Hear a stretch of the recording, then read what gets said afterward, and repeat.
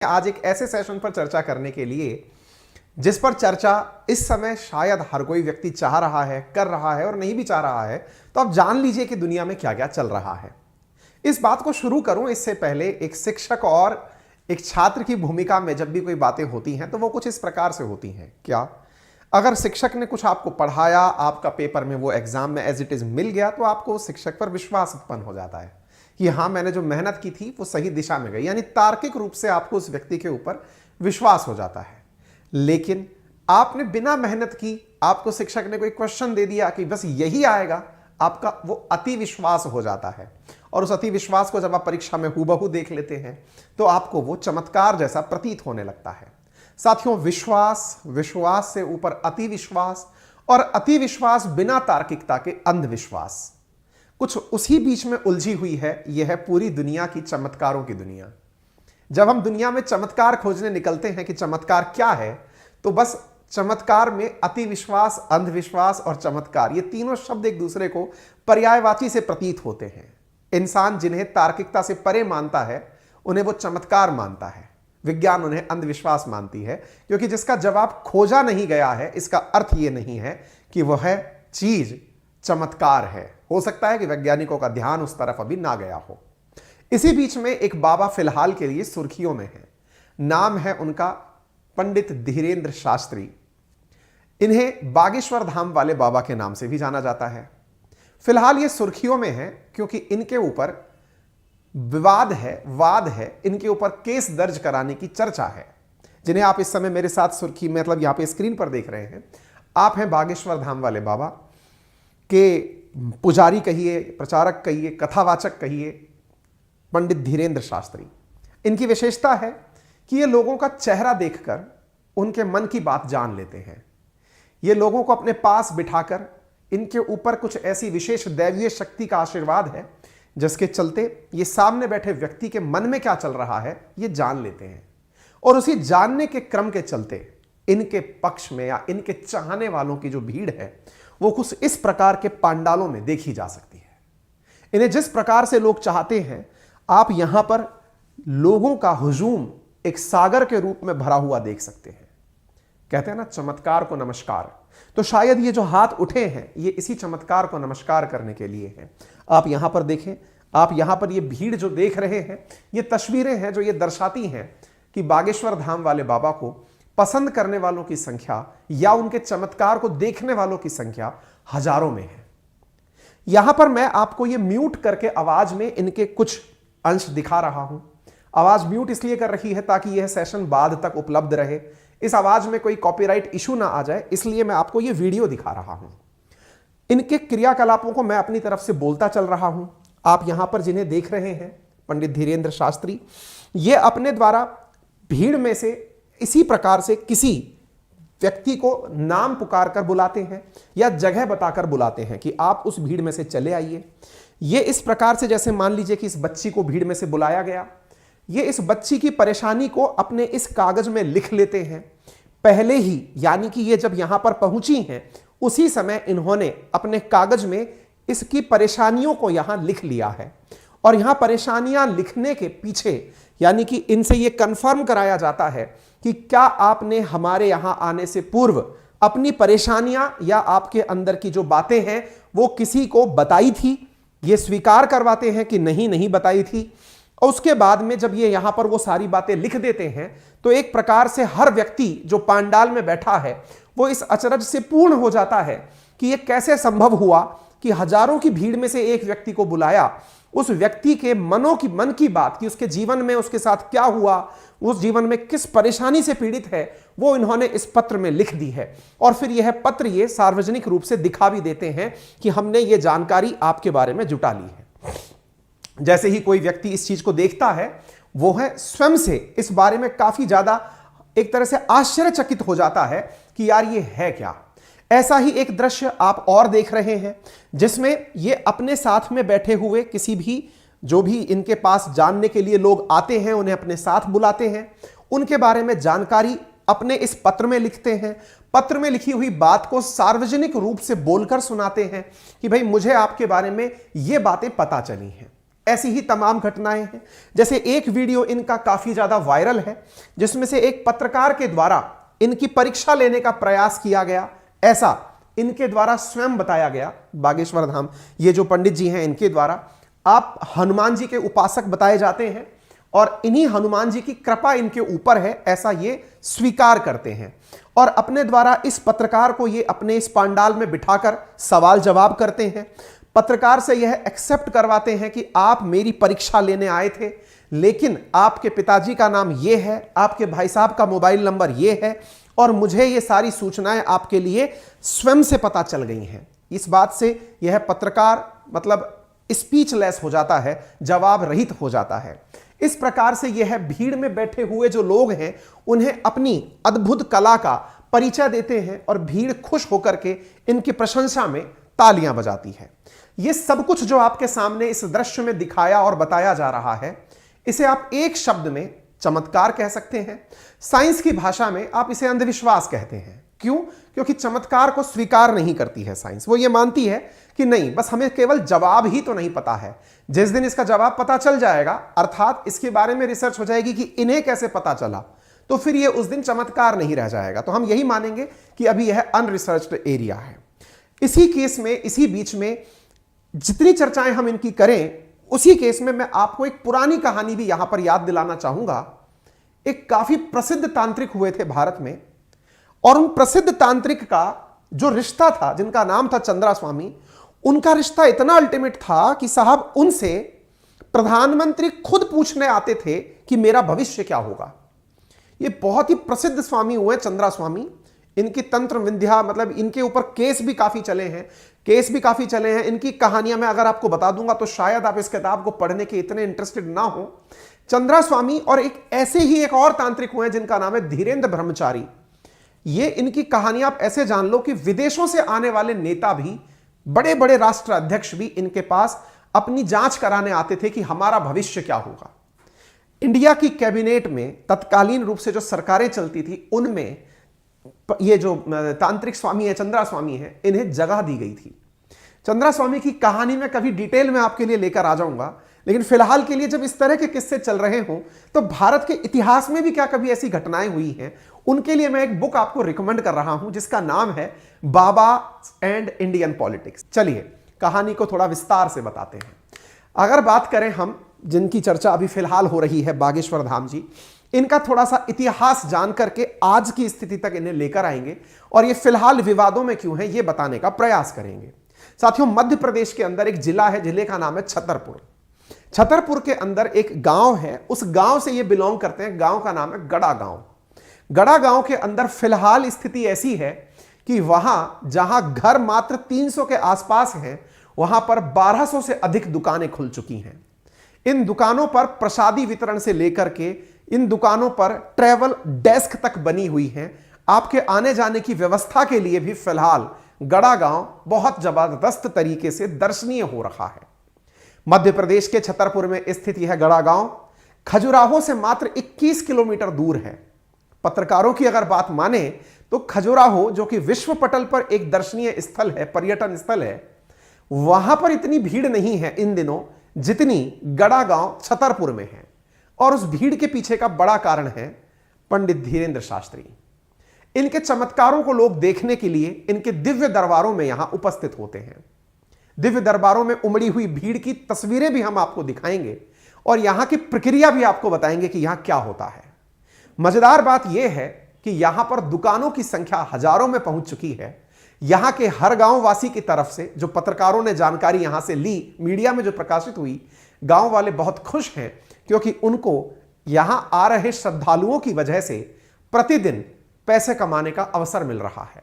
यहां पर दुकानों की जो कीमत चल रही है, रेंट जो चल रहा है, वो लाखों तक पहुंच गया है। लाखों रुपए प्रति माह के हिसाब से यहां रेंटेड दुकानें मिल रही हैं क्योंकि लोग जो चमत्कार के दर्शन करने आ रहे हैं वो बड़ी मात्रा में यहां से खरीद और फरोख्त भी कर रहे हैं। यहां का आम निवासी भी औसतन 500 से लेकर 1000 रुपए प्रतिदिन कमा ले रहा है। बागेश्वर धाम जाने के लिए और जानते हैं, जब बागेश्वर धाम जब लोग जाते हैं तो उनके बीच में सबसे बड़ा जो अचरज का विषय है वो यही है कि ये अंदर की बात, लोगों के मन की बात कैसे जान लेते हैं। बागेश्वर धाम के अंदर जो कथावाचक पंडित धीरेन्द्र कृष्ण शास्त्री हैं, उनके बचपन पर भी लोगों ने अब काफी रिसर्च और विषय निकाल लिए हैं। कहा जाता है कि यह परिवार के जिस माहौल में पले बड़े थे वो आर्थिक रूप से बहुत ज्यादा समृद्ध नहीं था, लेकिन इन्होंने अपने आसपास के गांवों में कथावाचन का कार्य शुरू किया, राम कथा लोगों के साथ सुनाई और लोगों को अपने बात करने के कौशल से अपने पक्ष में किया, या फिर यह कहिए कि लोगों को अपने प्रति मोहित किया। लोग इनकी बातों में काफी बंधने लगे और ऐसे करते करते इन्होंने गांव में ही एक ऐसा स्थान चूज कर लिया जहां पर ये बैठने लगे। वहां एक शिवालय था, बागेश्वर धाम के नाम से वह जगह आज प्रसिद्ध है। इन्होंने यहां पर हनुमान जी की एक प्रतिमा स्थापित करवाई है और यहीं पर इन्हीं हनुमान जी महाराज की कृपा से ये अपने चमत्कारों को करते हैं, ऐसा इनके द्वारा स्वीकार किया जाता है। यहां पर प्रॉपर अर्जी लगाने की प्रक्रिया है। प्रक्रिया को हालांकि मैं इसलिए नहीं कि आप यहां कैसे जाएं ये समझाने के लिए लगाऊं, लेकिन यह बताने के लिए कि लोगों का विश्वास किस लेवल का है, इस विश्वास के चलते यहां जाने वाले लोगों के द्वारा क्या क्या तरीके अपनाए जाते हैं, यहां की डिमांड लिस्ट कितनी जबरदस्त है, उसको समझने के लिए शायद आप इस बात को एक बार समझें। बागेश्वर धाम में नारियल बांधकर लोग बालाजी महाराज के समक्ष अपनी अर्जी लगाते हैं। अर्जी बोले तो रिक्वेस्ट फॉर्म लगाते हैं। ओम बागेश्वराय नाम का मंत्र जाप कर लाल कपड़े में मंदिर में नारियल बांधे जाते हैं। दिव्य दरबार का हिस्सा बनने के लिए धाम से पहले टोकन लेना पड़ता है। टोकन वाले को अपने पर्चे में नाम, पता, मोबाइल नंबर लिखकर जमा कराना होता है। दिव्य दरबार की तारीख पंडित धीरेन्द्र शास्त्री सोशल मीडिया पर देते हैं। दिव्य दरबार से पहले एक लिस्ट जारी होती है, मोबाइल से लोगों को सूचित किया जाता है, जहां धीरेन्द्र शास्त्री के भक्त मन को पढ़कर समस्या और समाधान पर्ची पर लिखते हैं।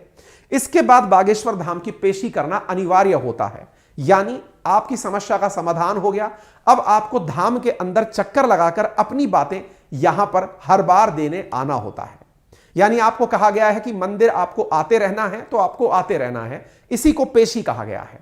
यह हाल ही का एक दृश्य है जनवरी 3 का, मंगलवार की पेशी के नाम से, जिसमें अपार जनमानस यहां पर मंदिर के बाहर पेशी लगाने के लिए आया हुआ है। यह इस गांव में उत्पन्न हुई भीड़ आप देख सकते हैं, जो लोग दूर दराज से यहां पर पहुंचे हैं, किस प्रकार से यहां मन्नतों का सिलसिला लग रहा है। बुंदेलखंड के कथावाचक बागेश्वर धाम के महाराज धीरू से लेकर पंडित धीरेन्द्र शास्त्री बनने की जो कहानी मैंने आपको बताई, इसका शुरुआत होता है 1996 से, यानी इनका जन्म हुआ 1996 में। कहां हुआ? गढ़ा नामक गांव छतरपुर के अंदर, जिला छतरपुर के अंदर। इनके पिताजी का नाम रामकृपाल गर्ग और माताजी का नाम सरोज है।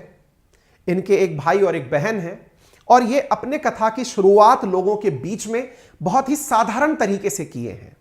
कहते हैं कि इनको विशेष शक्तियां 2016 के बाद प्राप्त हुई, जब इनके ऊपर इनके गुरु महाराज की कृपा हुई। इनके गुरु का नाम दादा गुरु था। ये जिस टेंपल में बैठते थे वहीं पर दादा गुरु ने इन्हें अपने द्वारा अपनी चमत्कारी शक्तियां सौंपी थी।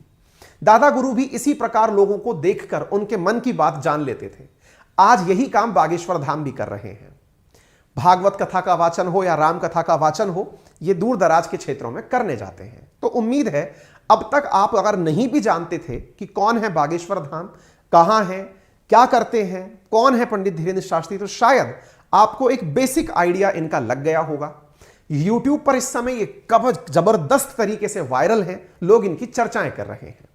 अब शुरू करते हैं वो विवाद जिसके चलते ये सुर्खियों में है, लेकिन उससे पहले ऑथेंटिकेट करने के लिए आप ये तक जान लें कि इन्हें ब्रिटेन की संसद के द्वारा भी सम्मानित किया गया है। इन्हें ब्रिटेन की संसद के द्वारा 3 सम्मान दिए गए हैं, जो आप यहां पर देख सकते हैं। आप यहां पर देख रहे हैं पंडित Dhirendra Krishna Shastri Bageshwar Dham Sarkar get facilitated by world book of record at British parliament. ये वो तस्वीरें हैं जो सोशल मीडिया पर आ रही हैं। ठीक है, यहां तक तो चर्चा सुन ली आपने कि ये हैं कौन। अब हम चर्चा कर रहे हैं कि आप चर्चा में इन दिनों क्यों हैं। आप तो ऑलरेडी चर्चित हैं, तो चर्चा में क्यों हैं, तो इसके पीछे की कहानी सुन लीजिए। मध्य प्रदेश के जो ये बागेश्वर धाम है, ये बागेश्वर जी जो हैं, ये धीरेन्द्र कृष्ण शास्त्री, इनके ऊपर अंधविश्वास और जादू टोना फैलाने का आरोप लगा है।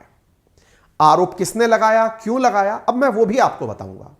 फिलहाल लेकिन इस बात को आगे बढ़ाएं इससे पहले मैं आपको बता दूं कि इनके द्वारा इसी साल जनवरी के महीने में नागपुर के अंदर एक कथा का आयोजन किया गया। जिसका नाम था श्री रामचरित्र चर्चा। कथा 9 दिन तक चलनी थी, लेकिन वह कथा 7 दिन के भीतर ही पूर्ण करके ये चले गए।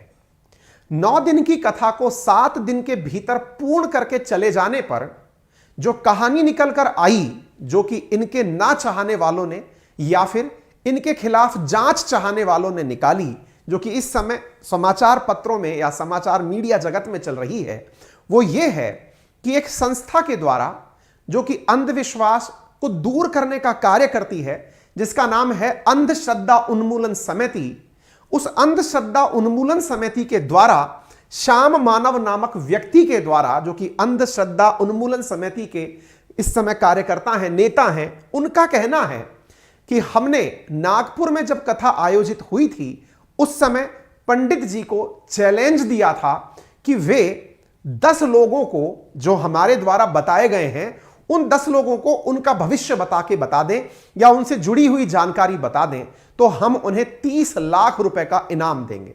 और भी बहुत सारी बातें इनके द्वारा श्याम मानव के द्वारा कही गई।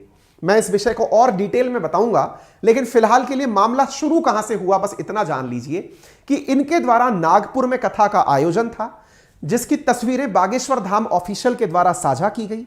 प्रतिदिन की तस्वीरें साझा की गई। बड़ी मात्रा में यहां पर हुजूम उमड़ा, हजारों की संख्या में लोग इन्हें जानने और सुनने पहुंचे।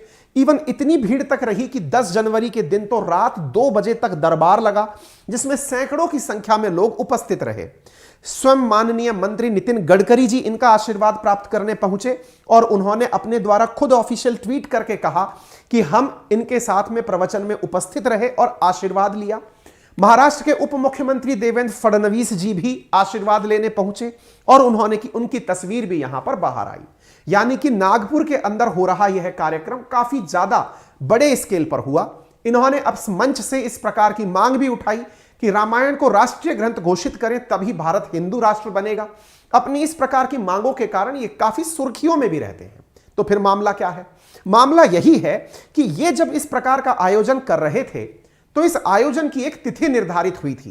कहा जा रहा था कि 5 जनवरी से लेकर के 13 जनवरी तक इनकी कथा का आयोजन किया जाएगा और उस आयोजन के अंदर 9 दिवसीय कार्यक्रम में इनका दिव्य दरबार भी 2 दिन के लिए लगाया जाएगा। लेकिन इस मानव अंधश्रद्धा उन्मूलन समिति के अध्यक्ष श्याम मानव का कहना है कि हमने उन्हें चुनौती दी। चुनौती ये कि आप अगर वाकई में सही हैं तो हम ये हैं वो श्याम मानव जिनके द्वारा ये बात कही जा रही है। उन्होंने अब चूंकि मीडिया में, और ये श्याम मानव कौन है, ये कोई ऐसे ही उठकर आए हुए व्यक्ति नहीं है। ये इनके और इनकी जो ट्रस्ट के जो लोग हैं, यानी कि इनके जो संगठन के जो लोग हैं, वो महाराष्ट्र में एक बहुत बड़ा कानून लागू करवाने वाले लोगों में शामिल रहे हैं। इनकी वजह से महाराष्ट्र के अंदर एक बहुत बड़ा कानून बना। मैं उसके बारे में भी जिक्र आपसे करूंगा, लेकिन फिलहाल के लिए आप यह जान लें कि इनका द्वारा दिया गया चैलेंज क्या था। इनके द्वारा चैलेंज यह दिया गया था कि आपके बीच के दिव्य दरबार के अंदर, अगर आपका दिव्य दरबार वाकई में सही है और आप कहते हो कि ये सब आप मन की बात जान लेते हैं और आप सच बता देते हैं, तो हम आपको 30 लाख रुपए का इनाम देंगे। इसके लिए करना यह होगा कि आपको, मतलब जो तरीका इसमें बताया गया वो ये था कि आपके पास के कमरे में हम 10 चीजें रखेंगे। उन 10 चीजों को आपको पहचानना है, उन्हें 2 बार रिपीट करना है। 90% अगर आपकी बातें सही निकल गई तो हम 30 लाख रुपए देंगे। लेकिन कंडीशन ये है कि आपको भी वहां पर 3 लाख रुपए सिक्योरिटी डिपॉजिट कराना होगा, ताकि अगर आप हार जाते हैं तो 3 लाख रुपए हम ले लेंगे और आप जीत जाते हैं तो 30 लाख रुपए हम आपको दे देंगे। यह चैलेंज इनके द्वारा दिया गया था। इस चैलेंज में जो सबसे बड़ी बात थी वो इनका कहना है, श्याम मानव जी का, कि इनके इस प्रकार के दावे के चलते जो ये हैं धीरेन्द्र शास्त्री जो हैं, ये अपनी कथा को 9 दिन के स्थान पर 7 दिन में ही छोड़कर चले गए।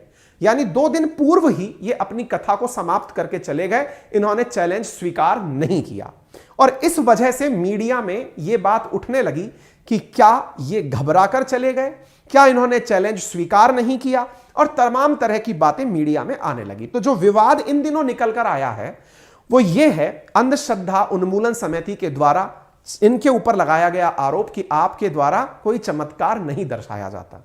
अब आप पूछेंगे इस विषय के ऊपर इन्होंने क्या कहा। इन्होंने अपनी तरफ से जवाब देते हुए कहा, इनका प्रॉपर जवाब भी है, मैं अगेन नहीं सुनाऊंगा। क्यों नहीं सुनाऊंगा कि संभव है, क्योंकि आप भी YouTube पर अवेलेबल हैं, संभव है कि इनकी वजह से कोई कॉपीराइट आए, फिर आप इस बात से भी चूक जाएं, फिर कट जाए, वीडियो प्राइवेट हो जाए। तो इन्होंने क्या कहा वो हम लिखित में लाए हैं। इन्होंने कहा अपने द्वारा कि भाई देखिए, बात ऐसी है कि हमारे ऊपर यह लगाया गया कि हम 2 दिन पहले कथा छोड़कर चले गए। तो पहला जवाब, जब हम 7 दिन वहां थे तो आप लोग कहां थे? आप आकर के हमसे पहले 7 दिन में ही चर्चा कर लिए होते। 7 दिन में दिव्य दरबार भी लगा था, आप उस समय आ गए होते। नंबर दूसरा, अगर आपको ऐसा लगता है कि हमने आपकी चुनौती स्वीकार नहीं की है, तो हम रायपुर में फिर से 2 दिवसीय वो लगा रहे हैं, मतलब दिव्य दरबार लगा रहे हैं, हम जा रहे हैं, आप वहां पर पधारें। आपका जो भी खर्चा होगा, आपके आने जाने का खर्चा भी हम उठाएंगे। आप वहां पर अपनी टीम को लेकर पहुंचे, आपके जो सवाल जवाब हैं उनका जवाब हम दे देंगे। हमें अपनी शक्तियों पर विश्वास नहीं है, लेकिन जिन बाबा की कृपा हम पर है, जो हनुमान जी महाराज की कृपा हम पर है, हम उससे जो संभव हो पाएगा आपके जवाब देंगे। आप वहां पहुंचिए, आपके आने जाने का खर्चा भी हम देंगे, क्योंकि इस दिव्य दरबार में हम कोई फीस नहीं वसूलते हैं। ऐसी स्थिति में रही बात 30 लाख रुपए हमको देने की, तो हम वो भी आपसे नहीं लेना चाहते। आप पधारिए और वहां जाकर हम आपकी बात बता देंगे। रही बात इसकी कि हम 2 दिन पहले क्यों चले गए, तो इसके पीछे का केवल तर्क इतना है कि हमारे गुरुजी का जन्मदिन था, तो हमने 2 दिन कार्यक्रम, 9 दिवसीय कार्यक्रम में से यहां पर 2 दिन कम किए और 2 दिन हमने रायपुर के कार्यक्रम में से कम किए, ताकि हम उस जन्म दिवस की तैयारियों को ढंग से कर सकें। ऐसी स्थिति में अगर आपको लगता है कि आपको आना है तो आप आइए। तो यह तर्क भी इनके द्वारा दिया गया काफी तार्किक है। तो यह तो हो गया पूरा मामला और दोनों के पक्ष। अब सवाल बनता है कि भाई ये तस्वीरें हैं जो कि इस समय रायपुर के अंदर है। रात को 1 बजे जो भीड़ एकत्रित है, आप उसे देखकर इस दरबार का अंदाजा लगा सकते हैं। और तो और यहां पर राज्यपाल जो सुश्री अनसुईया उइके हैं, वो तक इस दिव्य दरबार में पधारी हैं और इस दरबार में पधार करके उनका आशीर्वाद प्राप्त कर रही हैं। अब सवाल बनता है कि कौन सा वो कानून है जिसके चलते ये जो अंधश्रद्धा उन्मूलन समिति है या श्याम मानव इतना चर्चा में आ गए। इसके पीछे का कारण है महाराष्ट्र के अंदर बना हुआ एक कानून, जिसके चलते धीरेन्द्र शास्त्री के ऊपर शिकायत की गई। इस कहानी में आप यहां पर देख सकते हैं, यहां पर जादू टोना विरोधी कायदा जन जागृति, इसके द्वारा इस प्रकार का पुलिस आयुक्त को दिया गया एक शिकायत पत्र है, जिसमें सहायक पुलिस आयुक्त को यह बात मेंशन की गई है कि महोदय, श्री धीरेन्द्र कृष्ण महाराज बागेश्वर धाम निवासी छतरपुर मध्य प्रदेश यानी दिव्य दरबार के संस्था चमत्कारिक द्रव्य संबंधी जादू टोना विरोधी कानून अधिनियम 2013 वह drugs and magic remedies act 1950 के अनुसार गुनाह, अब ये थोड़ा महाराष्ट्र की भाषा लिखी है, ऐसी स्थिति में मैं जिन कानूनों का जिक्र है उन्हें अलग से बता देता हूं। इसमें लिखा गया है कि समिति ने 8 जनवरी और 10 जनवरी को पुलिस को शिकायत भी भेजी थी, जिसमें धीरेन्द्र शास्त्री पर कार्रवाई की मांग की गई थी। और मांग करने के पीछे जो कानून था, वो कानून था drugs and magic remedies objectionable advertisement act 1954, यानी औषधि और जादुई उपचार विज्ञापन अधिनियम 1954। यह संसद का ऐसा एक्ट है जो जादुई गुणों का दावा करने वाली दवाओं और इलाज के विज्ञापनों पर प्रतिबंध लगाता है और ऐसे करने को एक संज्ञेय अपराध बनाता है, अर्थात गैर जमानती अपराध बनाता है। इसके अलावा महाराष्ट्र में एक और अलग कानून है, जिसके लिए 15-17 से सालों का संघर्ष हुआ, दोनों पक्षों में तर्क वितर्क हुए, तब जाकर यह बिल बना और उस बिल का नाम था महाराष्ट्र मानव बलिदान एवं अन्य अमानवीय बुराई अघोरी प्रथा काला जादू रोकथाम और उन्मूलन एक्ट। अंग्रेजी है Maharashtra prevention and eradication of human sacrifice and other inhuman evil Aghori practices and black magic act 2013, जिसमें महाराष्ट्र सरकार ने इसे एक आपराधिक कानून माना है। साल 2003 में इसे एक्टिवेट किया गया। इसको लाने के पीछे जो व्यक्ति जिम्मेदार था, उसका नाम नरेंद्र दाभोलकर था, जिसने अपने द्वारा जन जागृति चलाकर इस कानून को महाराष्ट्र सरकार से मिलवाया, जिसमें 2013 में टोना टोटका, मानव बलि, बीमारियों के इलाज को जादू के जरिए ठीक करने वाले ऐसे कोई भी काम थे, उन्हें अपराध माना गया।